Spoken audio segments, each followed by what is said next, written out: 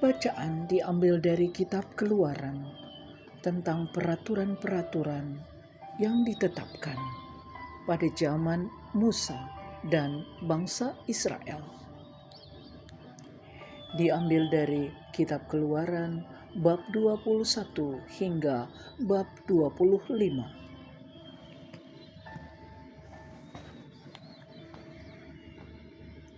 Tentang hak budak Ibrani. Inilah peraturan-peraturan yang harus kau bawa ke depan mereka. Apabila engkau membeli seorang budak Ibrani, maka haruslah ia bekerja padamu 6 tahun lamanya. Tetapi pada tahun yang ke-7, ia diizinkan keluar sebagai orang merdeka dengan tidak membayar tebusan apa-apa. Jika ia datang seorang diri saja, maka keluar pun ia seorang diri.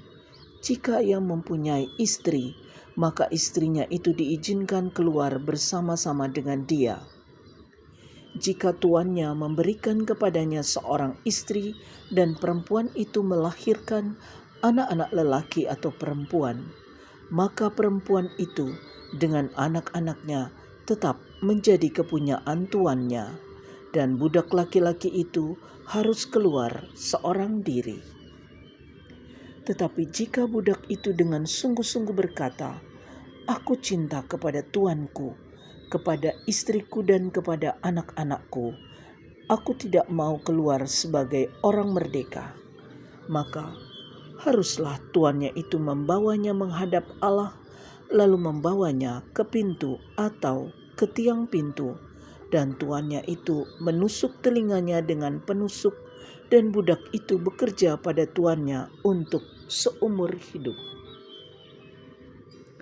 Apabila ada seorang menjual anaknya yang perempuan sebagai budak, maka perempuan itu tidak boleh keluar seperti cara budak-budak lelaki keluar.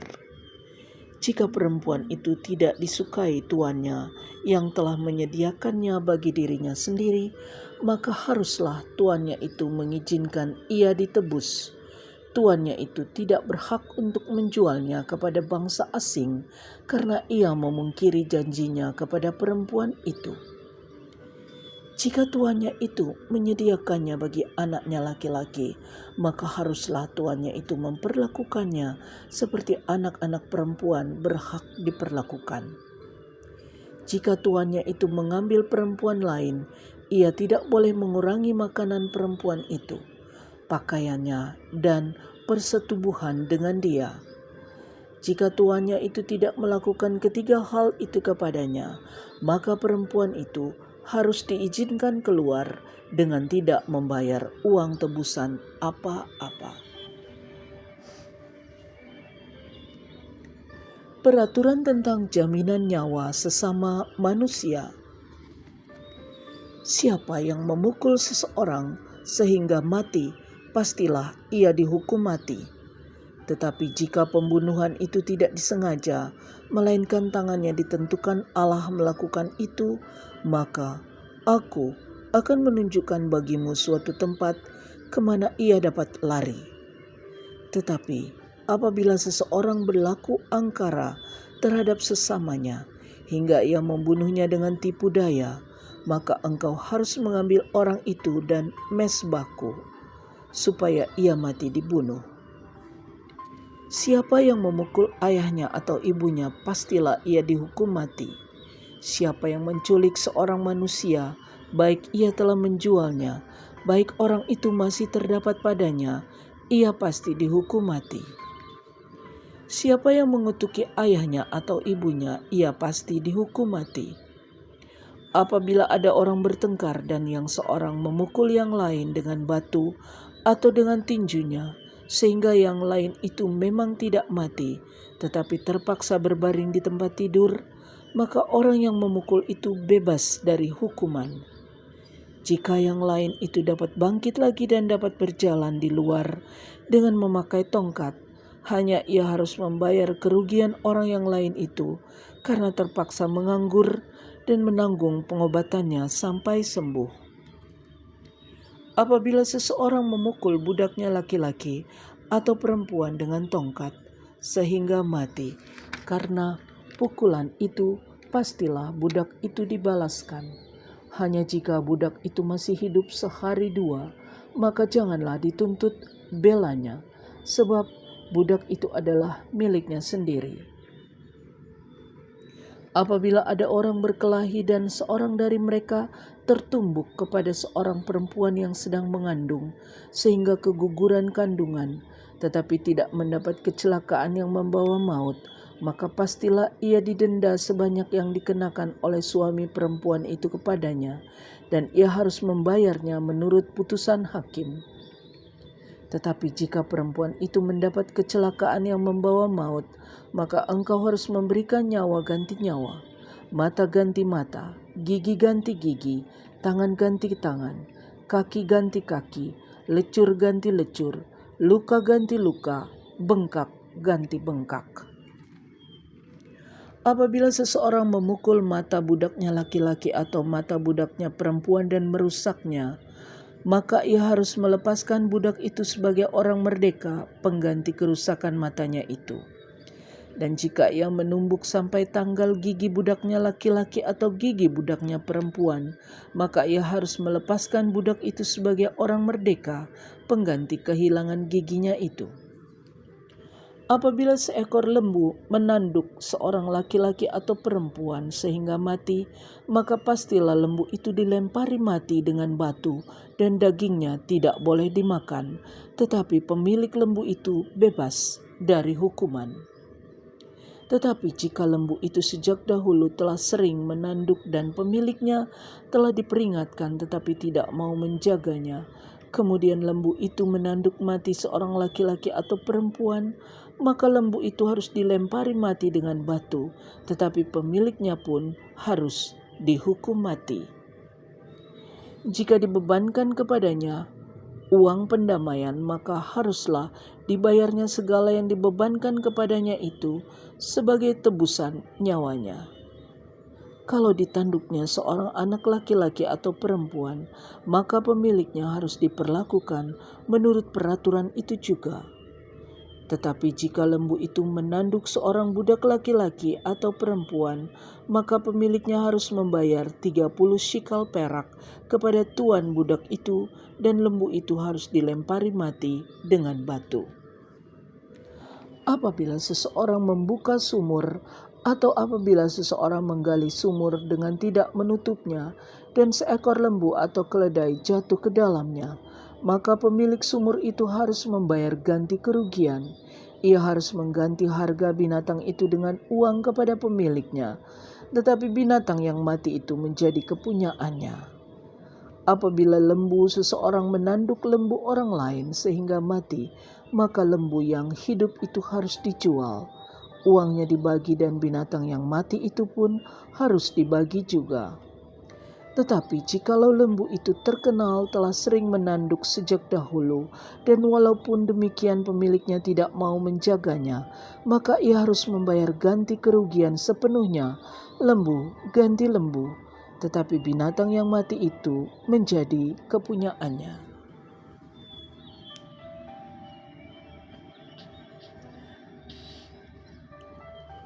Peraturan tentang jaminan harta sesama manusia. Apabila seseorang mencuri seekor lembu atau seekor domba dan membantainya atau menjualnya, maka ia harus membayar gantinya, yakni 5 ekor lembu ganti lembu itu dan 4 ekor domba ganti domba itu. Jika seorang pencuri kedapatan waktu membongkar dan ia dipukul orang sehingga mati, maka si pemukul tidak berhutang darah. Tetapi jika pembunuhan itu terjadi setelah matahari terbit, maka ia berhutang darah. Pencuri itu harus membayar ganti kerugian sepenuhnya. Jika ia orang yang tak punya, ia harus dijual ganti apa yang dicurinya itu. Jika yang dicurinya itu masih terdapat padanya dalam keadaan hidup, baik lembu, keledai atau domba, maka ia harus membayar ganti kerugian 2 kali lipat. Apabila seseorang menggembalakan ternaknya di ladangnya, atau di kebun anggurnya dan ternak itu dibiarkannya berjalan lepas, sehingga makan habis ladang orang lain, maka ia harus memberikan hasil yang terbaik dari ladangnya sendiri atau hasil yang terbaik dari kebun anggurnya sebagai ganti kerugian. Apabila ada api dinyalakan dan api itu menjilat semak duri, tetapi tumpukan gandum atau gandum yang belum dituai atau seluruh ladang itu ikut juga dimakan api, maka orang yang menyebabkan kebakaran itu harus membayar ganti kerugian sepenuhnya. Apabila seseorang menitipkan kepada temannya uang atau barang dan itu dicuri dari rumah orang itu, maka jika pencuri itu terdapat, ia harus membayar ganti kerugian 2 kali lipat. Jika pencuri itu tidak terdapat, maka tuan rumah harus pergi menghadap Allah untuk bersumpah bahwa ia tidak mengulurkan tangannya mengambil harta kepunyaan temannya. Dalam tiap-tiap perkara pertengkaran harta, baik tentang seekor lembu, tentang seekor keledai, tentang seekor domba, tentang sehelai pakaian, baik tentang barang apapun yang kehilangan, kalau seorang mengatakan, "Inilah kepunyaanku," maka perkara kedua orang itu harus dibawa ke hadapan Allah. Siapa yang dipersalahkan oleh Allah haruslah membayar kepada temannya ganti kerugian 2 kali lipat. Apabila seseorang menitipkan kepada temannya seekor keledai atau lembu atau seekor domba atau binatang apapun dan binatang itu mati atau patah kakinya atau dihalau orang dengan kekerasan dengan tidak ada orang yang melihatnya, maka sumpah di hadapan Tuhan harus menentukan di antara kedua orang itu apakah ia tidak mengulurkan tangannya mengambil harta kepunyaan temannya, dan pemilik harus menerima sumpah itu, dan yang lain itu tidak usah membayar ganti kerugian. Tetapi, jika binatang itu benar-benar dicuri orang daripadanya, maka ia harus membayar ganti kerugian kepada pemilik. Jika binatang itu benar-benar diterkam oleh binatang buas, maka ia harus membawanya sebagai bukti. Tidak usah ia membayar ganti binatang yang diterkam itu. Apabila seseorang meminjam seekor binatang dari temannya dan binatang itu patah kakinya atau mati ketika pemiliknya tidak ada di situ, maka ia harus membayar ganti kerugian sepenuhnya. Tetapi jika pemiliknya ada di situ, maka tidak usahlah ia membayar ganti kerugian. Jika binatang itu disewa, maka kerugian itu telah termasuk dalam sewa. Apabila seseorang membujuk seorang anak perawan yang belum bertunangan dan tidur dengan dia, maka haruslah ia mengambilnya menjadi istrinya dengan membayar mas kawin. Jika ayah perempuan itu sungguh-sungguh menolak memberikannya kepadanya, maka ia harus juga membayar perak itu sepenuhnya sebanyak mas kawin anak perawan. Peraturan tentang dosa yang keji. Seorang ahli sihir perempuan janganlah engkau biarkan hidup. Siapapun yang tidur dengan seekor binatang, pastilah ia dihukum mati. Siapa yang mempersembahkan korban kepada Allah kecuali kepada Tuhan sendiri, haruslah ia ditumpas. Peraturan tentang orang-orang yang tidak mampu. Janganlah kau tindas atau kau tekan seorang orang asing, sebab kamu pun dahulu adalah orang asing di tanah Mesir. Seseorang janda atau anak yatim janganlah kamu tindas. Jika engkau memang menindas mereka ini, tentulah aku akan mendengarkan seruan mereka. Jika mereka berseru-seru kepadaku dengan nyaring, maka murkaku akan bangkit dan aku akan membunuh kamu dengan pedang, sehingga istri-istrimu menjadi janda dan anak-anakmu menjadi yatim. Jika engkau meminjamkan uang kepada salah seorang dari umatku, orang yang miskin di antaramu, maka janganlah engkau berlaku sebagai seorang penagih hutang terhadap dia. Janganlah kamu bebankan bunga uang kepadanya. Jika engkau sampai mengambil jubah temanmu sebagai gadai, maka haruslah engkau mengembalikannya kepadanya sebelum matahari terbenam. Sebab hanya itu saja penutup tubuhnya, itulah pemalut kulitnya. Pakai apakah ia pergi tidur? Maka apabila ia berseru-seru kepadaku, aku akan mendengarkannya, sebab aku ini pengasih. berbagai-bagai peraturan.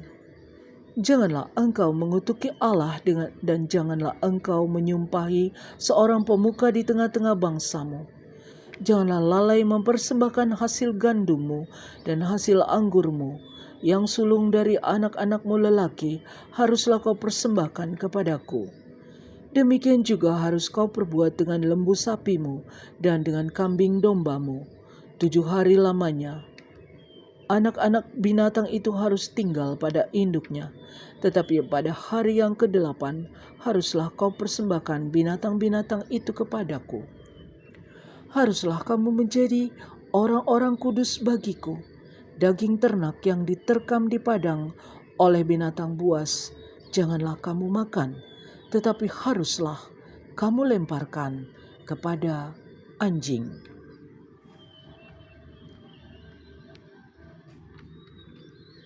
Peraturan tentang hak-hak manusia. Janganlah engkau menyebarkan kabar bohong.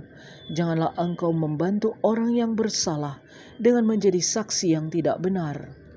Janganlah engkau turut-turut kebanyakan orang melakukan kejahatan dan dalam memberikan kesaksian mengenai sesuatu perkara. Janganlah engkau turut-turut kebanyakan orang membelokkan hukum.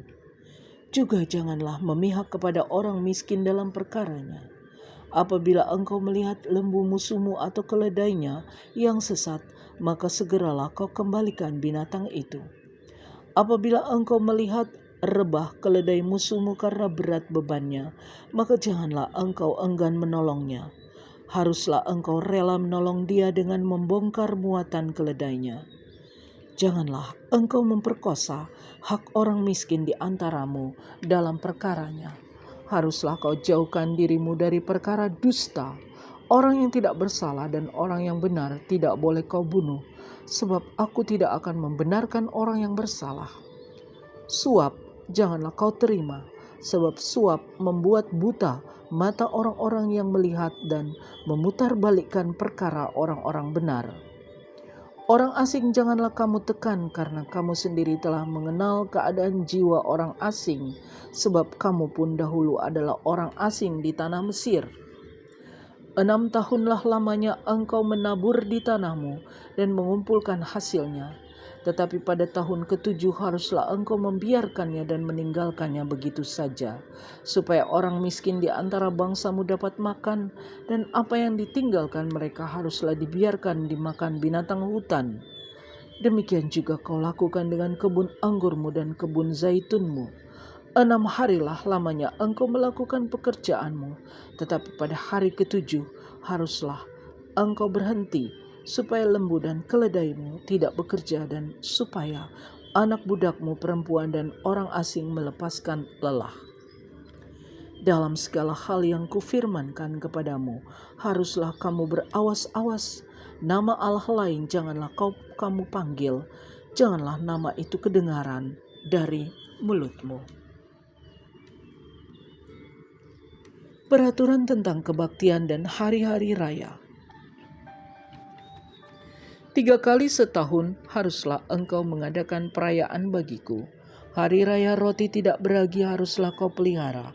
7 hari lamanya engkau harus makan roti yang tidak beragi, seperti yang telah kuperintahkan kepadamu pada waktu yang ditetapkan dalam bulan Abib. Sebab dalam bulan itulah engkau keluar dari Mesir. Tetapi janganlah orang menghadap ke hadiratku dengan tangan hampa.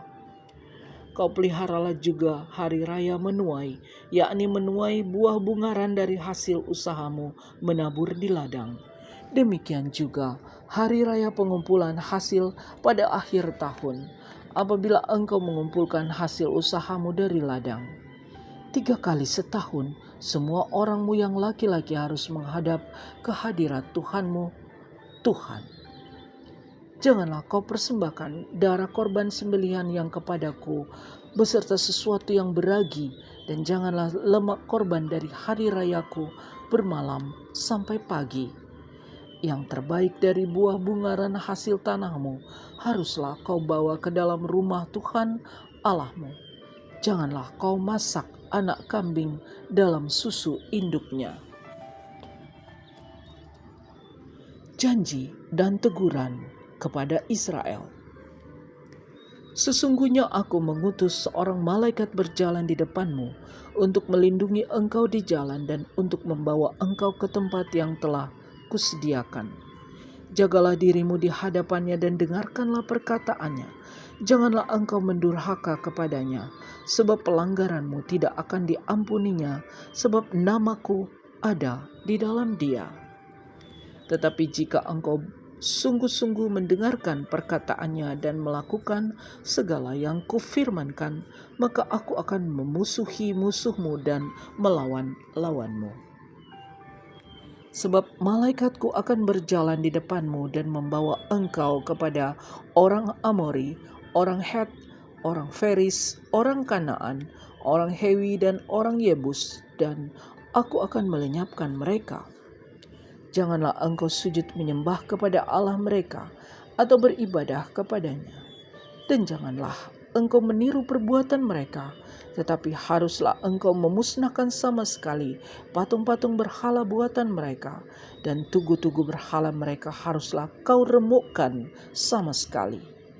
Tetapi kamu harus beribadah kepada Tuhan Allahmu, maka Ia akan memberkati roti makananmu dan air minumanmu, dan aku akan menjauhkan penyakit dari tengah-tengahmu. Tidak akan ada di negerimu perempuan yang keguguran atau mandul. Aku akan menggenapkan tahun umurmu.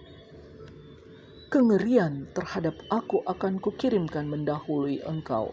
Aku akan mengacaukan semua orang yang kau datangi, dan aku akan membuat semua musuhmu lari membelakangi engkau.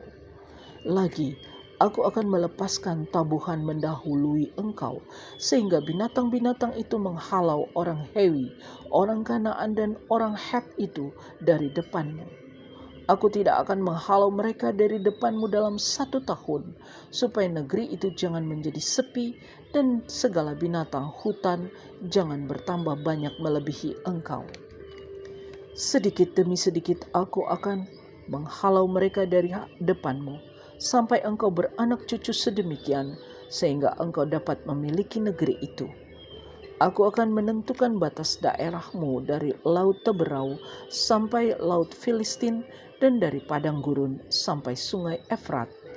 Sebab aku akan menyerahkan penduduk negeri itu ke dalam tanganmu, sehingga engkau menghalau mereka dari depanmu. Janganlah mengadakan perjanjian dengan mereka ataupun dengan Allah mereka. Mereka tidak akan tetap diam di negerimu, supaya mereka jangan membuat engkau berdosa kepadaku dengan beribadah kepada Allah mereka, sebab tentulah hal itu menjadi jerat bagimu.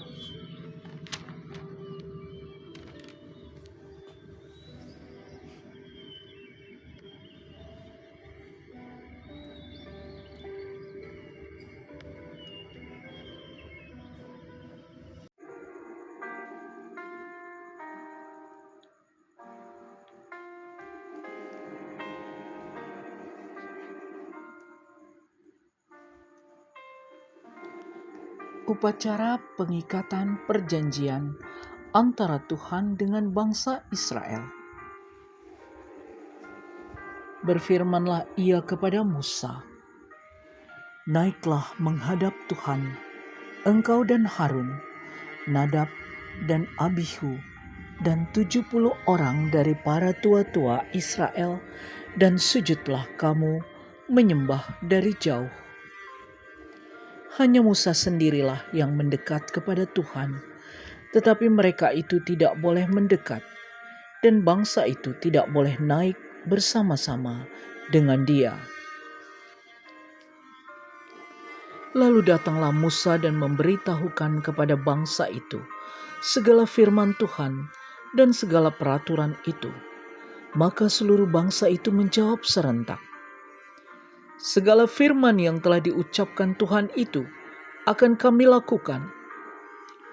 Lalu Musa menuliskan segala firman Tuhan itu. Keesokan harinya pagi-pagi didirikannya mezbah di kaki gunung itu dengan 12 tugu sesuai dengan ke-12 suku Israel. Kemudian disuruhnyalah orang-orang muda dari bangsa Israel Maka mereka mempersembahkan korban bakaran dan menyembelih lembu-lembu jantan sebagai korban keselamatan kepada Tuhan. Sesudah itu Musa mengambil sebagian dari darah itu, lalu ditaruhnya ke dalam pasu. Sebagian lagi dari darah itu disiramkannya pada mezbah itu. Diambilnyalah kitab perjanjian itu, lalu dibacakannya dengan didengar oleh bangsa itu. Dan mereka berkata, "Segala firman Tuhan akan kami lakukan dan akan kami dengarkan." Kemudian Musa mengambil darah itu dan menyiramkannya pada bangsa itu serta berkata, "Inilah darah perjanjian yang diadakan Tuhan dengan kamu berdasarkan segala firman ini." Dan naiklah Musa dengan Harun, Nadab dan Abihu, dan 70 orang dari para tua-tua Israel. Lalu mereka melihat Allah Israel. Kakinya berjejak pada sesuatu yang buatannya seperti lantai dari batu nilam, dan yang terangnya seperti langit yang cerah. Tetapi kepada pemuka-pemuka orang Israel itu tidaklah diulurkannya tangannya. Mereka memandang Allah, lalu makan dan minum.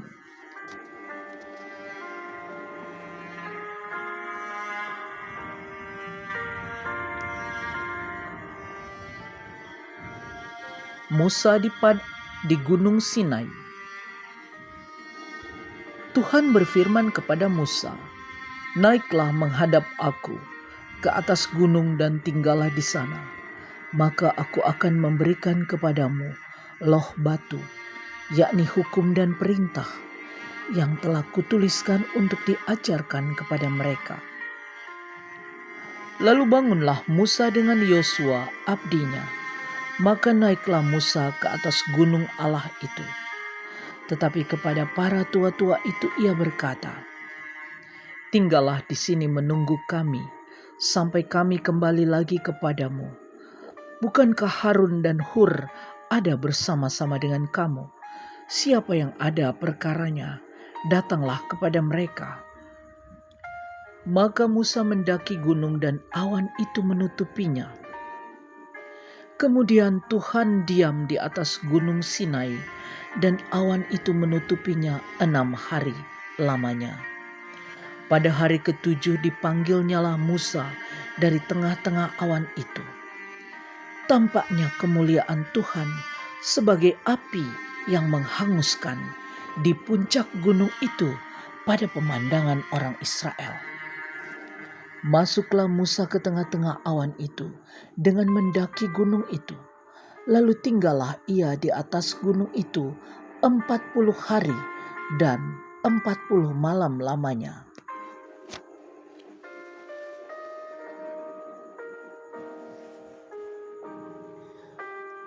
Petunjuk untuk mendirikan kemah suci mengenai persembahan khusus. Berfirmanlah Tuhan kepada Musa, "Katakanlah kepada orang Israel, supaya mereka memungut bagiku persembahan khusus dari setiap orang yang terdorong hatinya. Haruslah kamu pungut persembahan khusus kepadaku itu.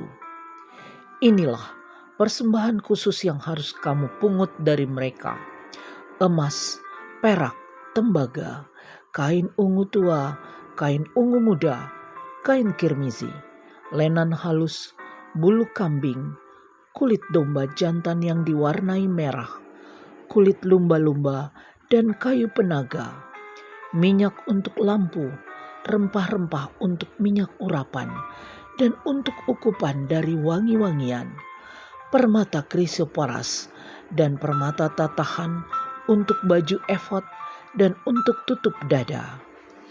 Dan mereka harus membuat tempat kudus bagiku, supaya aku akan diam di tengah-tengah mereka.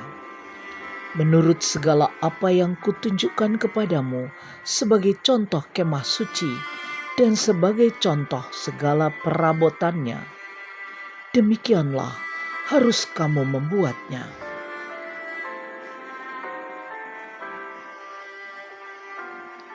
Mengenai tabut perjanjian, haruslah mereka membuat tabut dari kayu penaga, 2,5 hasta panjangnya, 1,5 hasta lebarnya, dan 1,5 hasta tingginya. Haruslah engkau menyalutnya dengan emas murni, dari dalam dan dari luar. Engkau harus menyalutnya, dan di atasnya harus kau buat bingkai emas sekelilingnya. Haruslah engkau menuang 4 gelang emas untuk tabut itu, dan pasanglah gelang itu pada keempat penjurunya, yaitu 2 gelang pada rusuknya yang satu, dan 2 gelang pada rusuknya yang kedua. Engkau harus membuat kayu pengusung dari kayu penaga dan menyalutnya dengan emas. Haruslah engkau memasukkan kayu pengusung itu ke dalam gelang yang ada pada rusuk tabut itu, supaya dengan itu tabut dapat diangkut. Kayu pengusung itu haruslah tetap tinggal dalam gelang itu, tidak boleh dicabut dari dalamnya. Dalam tabut itu haruslah kau taruh loh hukum yang akan kuberikan kepadamu. Juga engkau harus membuat tutup pendamaian dari emas murni, 2,5 hasta panjangnya dan 1,5 hasta lebarnya. Dan haruslah kau buat 2 kerup dari emas. Kau buatlah itu dari emas tempaan pada kedua ujung tutup pendamaian itu. Buatlah 1 kerup pada ujung sebelah sini dan 1 kerup pada ujung sebelah sana. Seiras dengan tutup pendamaian itu, kamu buatlah kerup itu di atas kedua ujungnya. Kerup-kerup itu harus mengembangkan kedua sayapnya ke atas, sedang sayap-sayapnya menudungi tutup pendamaian itu, dan mukanya menghadap kepada masing-masing. Kepada tutup pendamaian itulah harus menghadap muka kerup-kerup itu. Haruslah kau letakkan tutup pendamaian itu di atas tabut, dan dalam tabut itu engkau harus menaruh loh hukum yang akan kuberikan kepadamu.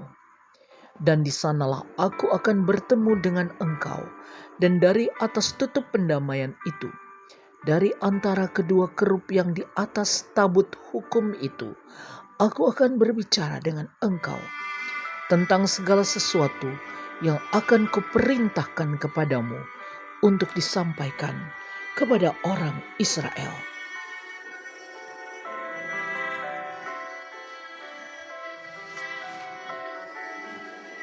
Mengenai meja roti sajian,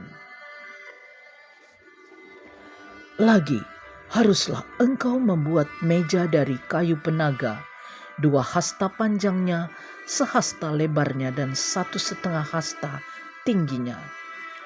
Haruslah engkau menyalutnya dengan emas murni dan membuat bingkai emas sekelilingnya. Haruslah engkau membuat sekelilingnya jalur pinggir yang setapak tangan lebarnya, dan kau buatlah bingkai emas sekeliling jalur pinggirnya itu. Haruslah engkau membuat untuk meja itu 4 gelang emas, dan kau pasangkan gelang-gelang itu di keempat penjurunya pada keempat kakinya. Gelang-gelang itu haruslah dekat ke jalur pinggirnya sebagai tempat memasukkan kayu pengusung, supaya meja itu dapat diangkut. Haruslah engkau membuat kayu pengusung itu dari kayu penaga dan menyalutnya dengan emas, dan dengan itulah meja harus diangkut. Haruslah engkau membuat pinggannya, cawannya, kendinya, dan pialanya yang dipakai untuk persembahan curahan. Haruslah engkau membuat semuanya itu dari emas murni. Dan haruslah engkau tetap meletakkan roti sajian di atas meja itu di hadapanku.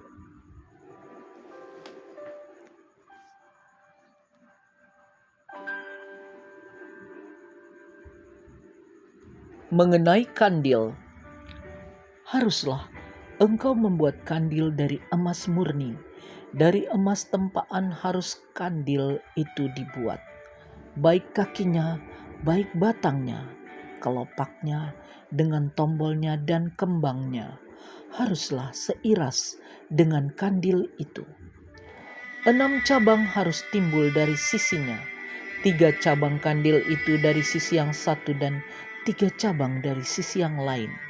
3 kelopak yang berupa bunga badam pada cabang yang satu dengan tombol dan kembangnya, dan 3 kelopak yang serupa pada cabang yang lain dengan tombol dan kembangnya. Demikianlah juga kau buat ke-6 cabang yang timbul dari kandil itu. Pada kandil itu sendiri harus ada 4 kelopak berupa bunga badam dengan tombolnya dan kembangnya.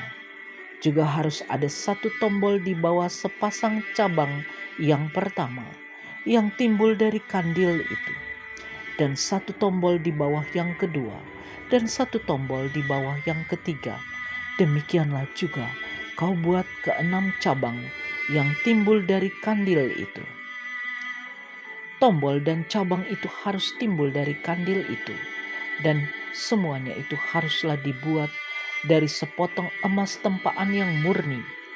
Haruslah kau buat pada kandil itu 7 lampu, dan lampu-lampu itu haruslah dipasang di atas kandil itu, sehingga diterangi yang di depannya. Sepitnya dan penadahnya haruslah dari emas murni. Dari 1 talenta emas murni haruslah dibuat kandil itu dengan segala perkakasnya itu. Dan ingatlah bahwa engkau membuat semuanya itu menurut contoh yang telah ditunjukkan kepadamu di atas gunung itu.